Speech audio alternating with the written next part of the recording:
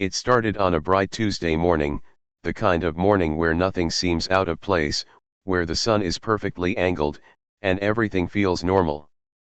I had just returned from my usual early jog, the scent of pine from the surrounding woods clinging to my sneakers, when I noticed something unusual. Something that immediately made my blood run cold. There it was. A gate. A massive, steel, locking gate, right in the middle of my legal, private road. My road. The one that I, and every neighbor in my little community, had been using for decades without a single complaint. Yet here it was, obstructing my access like some territorial fortress, erected overnight, with no warning, no notice, no permission. Just a cold, authoritarian welcome from the HOA. I stopped in my tracks, my heart racing, my mind trying to process the absurdity. Who in their right mind had the audacity to block a legal road? And why? I had paid my dues, followed every rule, and respected every community guideline. Yet the HOA decided to assert their power in the most aggressive, illegal way imaginable. My first instinct was disbelief. Surely, this was some mistake. Perhaps a delivery company had dropped off construction materials, or maybe the landscapers were doing some improvements. But no. The gate wasn't temporary. It had a lock. And on it, a crudely printed sign, "Private Road, Authorized Access Only." I pulled out my phone and called the HOA. The secretary on the line sounded practiced, calm, almost robotic. "We are protecting the community," she said. "The road access is now restricted." My pulse spiked. "Protected?" I asked. "This is my road. I have legal rights to use it." She sighed, as if explaining to a child. "We'll have to escalate this. Please remain patient." And just like that, my rights were disregarded, my access blocked, and my patience tested. It wasn't just an inconvenience. It was a declaration. A challenge. And if they thought I would sit quietly and accept it, they were about to learn that legal rights have teeth, and when pushed, those teeth bite. I stared at that gate, my mind racing through every possible course of action. Lawyers, permits, cameras, neighbors. But deep down, I knew one thing: this wasn't going to end in a simple phone call or letter. This was personal. And it was war. What I did next set off a chain of events that none of them ever saw coming. The moment I stepped back from that steel barricade, I knew this wasn't going to be one of those "let's settle it politely" situations. This was an overreach so blatant, so audacious, that it demanded a response carefully calculated, legal, and undeniably impactful.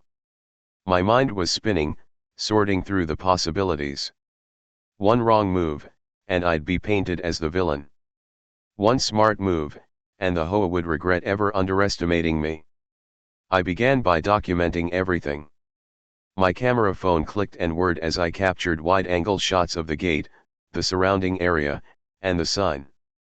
I took notes: dates, times, even the faint scuff marks on the pavement where construction equipment had presumably dragged the gate into place. Every detail mattered.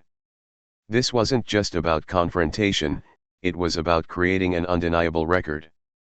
Evidence, after all, is the ultimate weapon when fighting bureaucracy. Then I turned to the legal side. I pulled up property maps, zoning laws, and HOA regulations. The research was extensive, meticulous, and exhausting, but necessary. My road wasn't just a private path, it was legally recognized, a right-of-way that had been used uninterrupted for decades. This gate wasn't just rude, it was illegal. And that distinction gave me leverage. While doing my homework, I began noticing the reactions of my neighbors.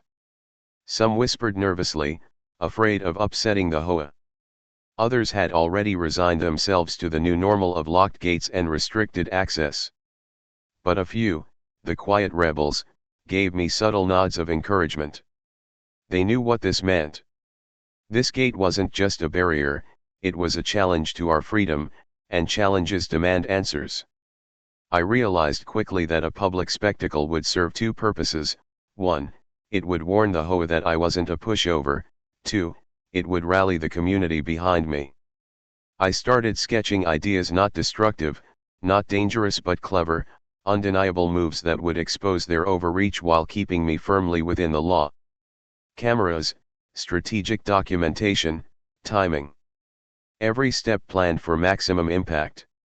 By sunset, I had a notebook full of strategies. Some were bold, some were subtle. But one thing was certain: the HOA had awakened a side of me that rarely showed itself. The quiet neighbor who always followed the rules had vanished.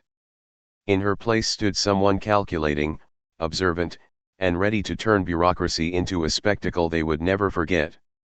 That night, I barely slept.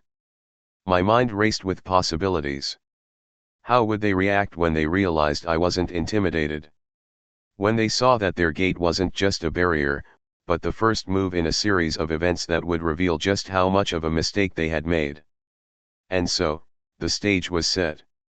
The first move was mine. And when it came, it would be unforgettable. The next morning, I made my move, but not the one anyone expected. I didn't cut the lock. I didn't yell at the board members. I didn't post angry rants online. Instead, I did something far more dangerous to an HOA: I followed the rules better than they ever had. I parked my car directly in front of the gate, legally, on my side of the road, where I had every right to be. I set up a small camera on my dashboard, another on a tripod near my mailbox, and waited. Within minutes, confusion spread. Cars backed up. Residents stepped out, squinting at the gate, then at me. Some recognized me and whispered. Others looked annoyed. But all of them were forced to stop and ask the same question: why is this here? I answered calmly. Every time. The HOA illegally blocked a legal road. No shouting. No emotion. Just facts. And facts have a way of spreading faster than anger. Within an hour, an HOA board member arrived. She walked briskly, clipboard in hand, wearing the expression of someone who expected compliance. "You can't park here," she said. I smiled. "Actually, I can. This is my legal access road." She frowned. "The HOA voted," I interrupted gently. "Votes don't override property law." That was the moment her confidence cracked. Not shattered, just cracked enough to let doubt seep in. She stepped away to make a call. I stayed put. The line of cars grew longer. Tempers flared. Cameras came out. And suddenly, what had been a quiet overnight decision became a very public problem. By midday, the HOA president arrived. He tried a different tactic: friendly, reassuring, condescending. "Let's not make a scene," he said softly. I gestured at the stopped cars, the recording cameras, the frustrated neighbors. "You already did," I replied. What they didn't realize was that this wasn't just about blocking traffic. Every interaction was being recorded. Every instruction they gave. Every false claim. Every attempt to intimidate. I wasn't gathering drama, I was gathering proof. By evening, the gate was still there, but something had changed. The HOA stopped making demands. Emails went unanswered. Calls went straight to voicemail. The silence wasn't victory, but it was fear. They were consulting lawyers now. I could feel it. And as I packed up my cameras and drove home using the long, inconvenient detour they had forced on everyone, I smiled. Because the first move wasn't about winning. It was about showing them I knew the law and I was prepared to use it. What they didn't know was that the next step wouldn't just embarrass them. It would expose them. Completely. The following morning, I woke up with a renewed sense of purpose. The gate had turned into more than just an obstacle, it had become a test of wills. I knew the HOA thrived on intimidation, on making neighbors feel powerless. but what they didn't count on was that I was ready to fight back strategically, legally, and publicly. I started by gathering all the evidence I had accumulated: photographs, timestamps, video recordings of my interactions, emails, and correspondence. Every single detail mattered. Each photo of the gate, each sign, each hesitant glance from a board member was a piece of the puzzle. I also compiled property records and zoning laws, the official documents proving that the road had been legally established decades ago and had never been restricted. Armed with this arsenal, I contacted a lawyer who specialized in property and HOA disputes. She reviewed my evidence, and her reaction was immediate: they don't have a leg to stand on. Everything they've done is illegal, and you have documented proof of every misstep. You're in a position of incredible strength. I felt a surge of confidence. This wasn't just a personal fight anymore. It was a legal one, and the law was on my side. Next, we drafted a formal notice to the HOA. It was firm, unflinching, and pointed. It demanded the immediate removal of the gate and the restoration of access. But it did more than that. It outlined every illegal action the HOA had taken, referencing statutes, zoning codes, and property rights. I didn't send it blindly. No, we also prepared for the fallout, potential board pushback, the inevitable excuses, and the attempts to bully me into silence. When the notice was delivered, the response was predictable but telling. Instead of compliance, I received defensive letters filled with vague threats, references to community rules, and passive-aggressive warnings about consequences. I read each one carefully, savoring the contradictions. Every attempt to intimidate only reinforced my case. Their arrogance was now being recorded alongside their threats, and it was damning. Meanwhile, neighbors started noticing the tension. Some had initially supported the HOA quietly, but now they whispered among themselves. Many began to realize that what I was fighting for wasn't just my access, it was the principle of fairness and legality that affected the entire community. People were watching, and fear was beginning to ripple through the HOA board. By the end of the week, the tone of communications shifted slightly. I could tell they were scrambling, trying to consult lawyers, trying to find any loophole that would justify their actions. But the more they struggled, the more apparent it became, they had underestimated me. And that was the moment I realized something crucial: this fight was no longer about just opening a road. It was about exposing their abuse of power in front of everyone. The game had changed, and from this point on, the HOA wouldn't just be embarrassed, they would be unmasked. It was early morning when I noticed a change at the gate. The padlock was gone. Not because the HOA had relented, not because they realized their error, but because their own internal panic had forced a temporary retreat. Someone had unlocked it, and the road was free again for now. I drove through, slowly, deliberately, capturing every moment on camera. Every creak of the gate swinging open, every glance from neighbors observing from their windows, it was all evidence. Not just of the road reopening, but of the HOA's unraveling control. Their power, built on fear and arbitrary rules, was visibly cracking. News of the unlocked gate spread like wildfire through the community. Texts, calls, and even hesitant conversations began appearing from neighbors who had previously avoided conflict. Some cheered silently from their porches, others cautiously joined the discussion. They were beginning to understand what I already knew: standing up to the HOA wasn't just possible, it was necessary. But as the first wave of celebration surged, the HOA scrambled. Emails, voicemails, and official letters flooded in, attempting to reassert authority. They claimed the unlocking had been a mistake by an overzealous contractor or a miscommunication among board members. Their excuses were flimsy, their tone defensive, and their credibility cracking with every word. I knew then that this wasn't about correcting an error, it was about saving face, and they were losing fast. Meanwhile, I began strategically sharing the story. Not in a way that would incite chaos, but in a way that documented everything. Photos of the original locked gate, recordings of my interactions, and the legal notice to the HOA were carefully shared with neighbors, creating a quiet wave of accountability. People started asking questions, attending meetings, and documenting their own experiences with the HOA's overreach. A movement was forming, not loud, but powerful. The board began to fracture under pressure. Whispers of dissent among members became more noticeable, and their public communications grew increasingly cautious, calculated, almost desperate. I could sense the fear. They knew the law was no longer an abstract concept, they could feel it pressing against their authority, and it was forcing them into defensive maneuvers. By the end of the week, the unlocked gate had become a symbol. Not just of access restored, but of what happens when someone refuses to accept injustice. The road was free, but the fight was far from over. The HOA had been shaken to its core, and I had made them realize one undeniable fact: you don't intimidate people who know their rights. And as I prepared for the next phase, I understood the stakes had risen.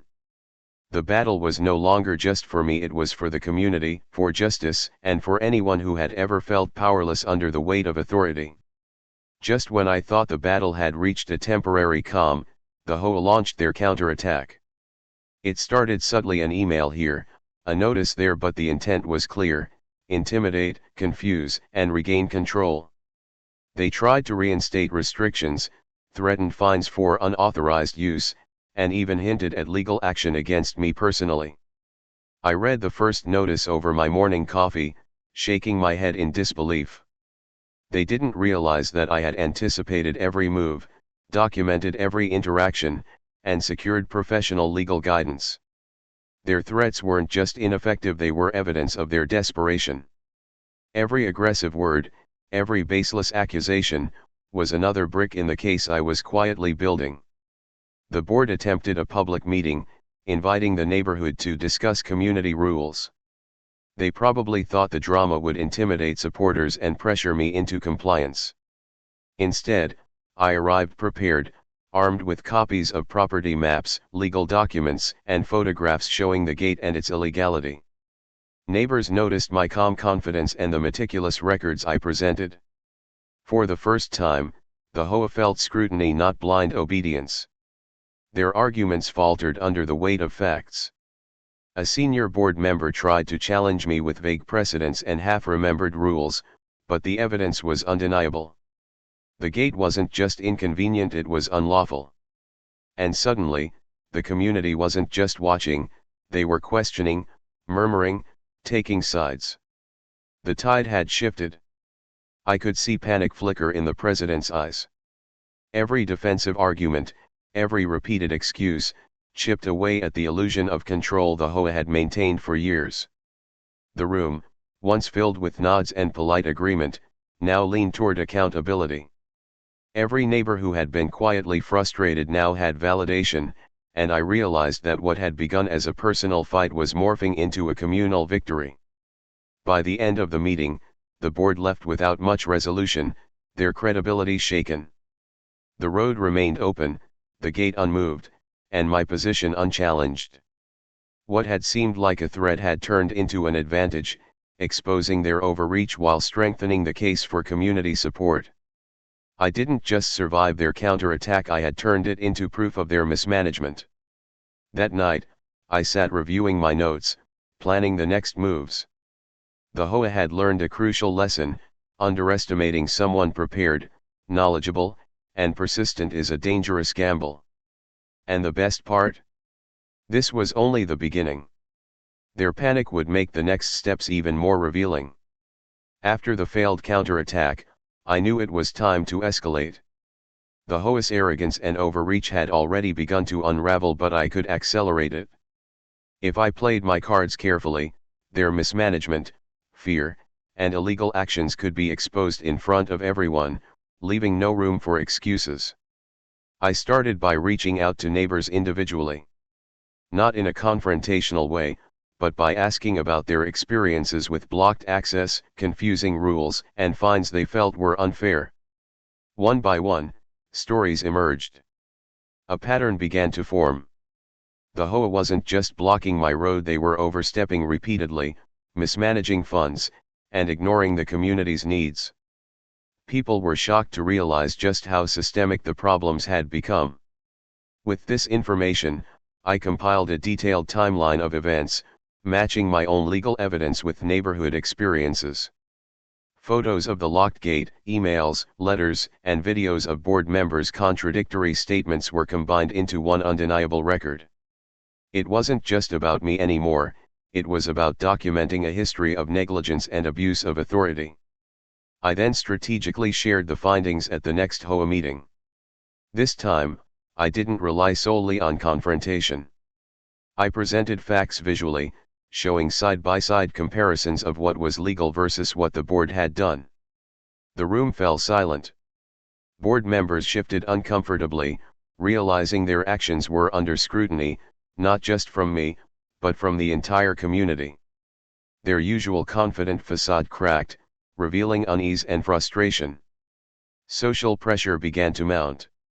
Neighbors who had been silent started asking questions, challenging inconsistencies, and even requesting official explanations. Some threatened to vote out certain board members, others demanded formal audits. Every attempt by the HOA to deflect blame failed. Their panic was evident. They were caught in a web of their own making. By the end of the meeting, the atmosphere had completely shifted. The gate remained, but the power dynamic had reversed. What was once a simple blockade had transformed into a symbol of the board's failures. And I realized something important: exposing their cracks publicly was more effective than any legal action alone. Fear had changed sides. That night, I reviewed my notes. The next phase needed to strike hard but smart, removing ambiguity, solidifying accountability, and ensuring the HOA could never ignore its mistakes. The road was open, but the real victory would come when the community understood the full scope of their mismanagement. The morning of the final confrontation arrived like a storm on the horizon. The HOA board members were visibly tense, their usual arrogance replaced with cautious glances and whispered phone calls. I could feel the shift before even stepping onto the property. They knew the tide had turned, and there was no hiding from it. I had prepared meticulously. Every piece of evidence, every timeline, every neighborhood testimony was laid out in a concise, undeniable format. Today wasn't about arguing, it was about demonstrating, exposing, and forcing accountability. And I wasn't alone. Several neighbors, previously hesitant, had agreed to attend, providing silent but powerful support. The room would no longer be just a private stage for board theatrics, it would be a public reckoning. The meeting began, and as expected, the board tried their usual tactics, deflecting questions, citing vague rules, and attempting to regain authority with rehearsed statements. But each attempt was immediately countered with precise facts. I presented maps proving the legal road, photos of the gate and locked access, recordings of previous threats, and emails showcasing their inconsistent and illegal actions. Each piece landed like a hammer, leaving no room for argument.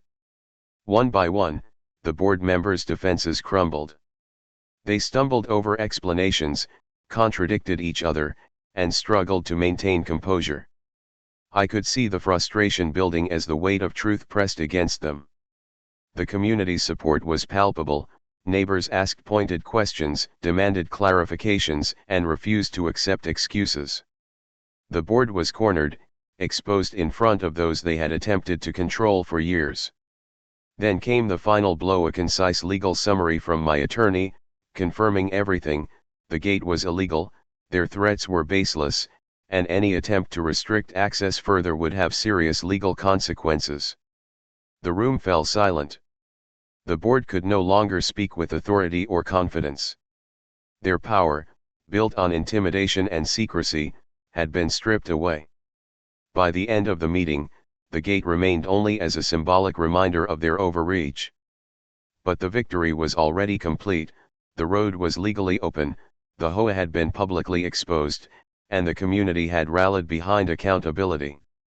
What had begun as a personal fight had transformed into a powerful statement: standing up for your rights, backed by evidence and strategy, can topple even the most entrenched authorities.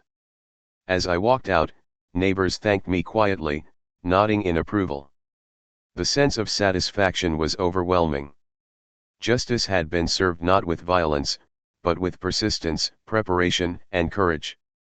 And while the HOA would recover eventually, the lesson was clear: no one underestimates the power of knowledge, documentation, and the resolve to fight back.